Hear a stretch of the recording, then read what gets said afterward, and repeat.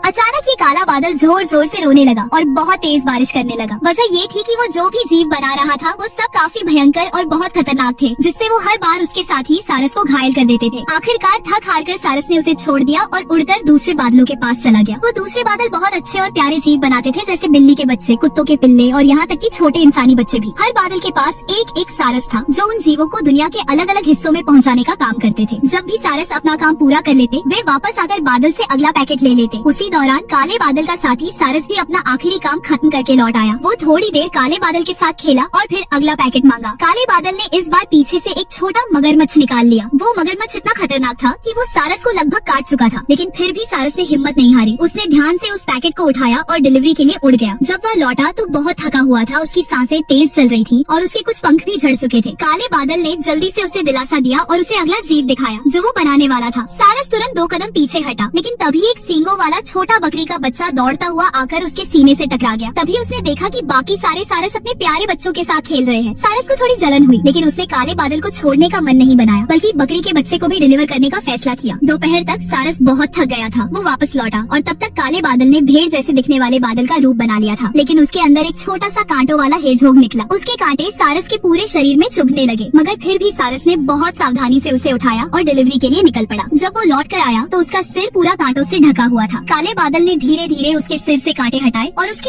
हालत को देखकर बादल को काफी पछतावा हुआ, लेकिन तभी काले बादल ने एक छोटा शार्क बना डाला। सारस बहुत डर गया और उड़ता हुआ दूसरे बादलों के पास भाग गया। ये देखकर काले बादल को बहुत गुस्सा आया और वो जोर जोर से गरजने लगा। लेकिन जब उसने देखा कि उसका साथी सारस अब दूसरे बादल से पैकेट ले रहा है, तो उसे विश्वास हो गया कि अब उसका सबसे अच्छा दोस्त उसे छोड़कर जा चुका है। खुद को अकेला समझकर वो और ज्यादा रोने लगा, लेकिन तभी उसने देखा कि सारस पैकेट लेकर वापस उसके ही पास आ रहा है। सारस ने पैकेट खोला तो काले बादल ने देखा कि इस बार सारस ने दूसरों से सुरक्षात्मक गियर उधार लिया है। काले बादल को बहुत खुशी हुई कि उसका साथी उसे छोड़कर नहीं गया और खुशी से सारस से लिपट गया। फिर सारस ने अगला पैकेट मांगा और इस बार काले बादल ने एक छोटा इलेक्ट्रिक ईल बनाया और फिर वे दोनों खुशी खुशी साथ खेलने लगे।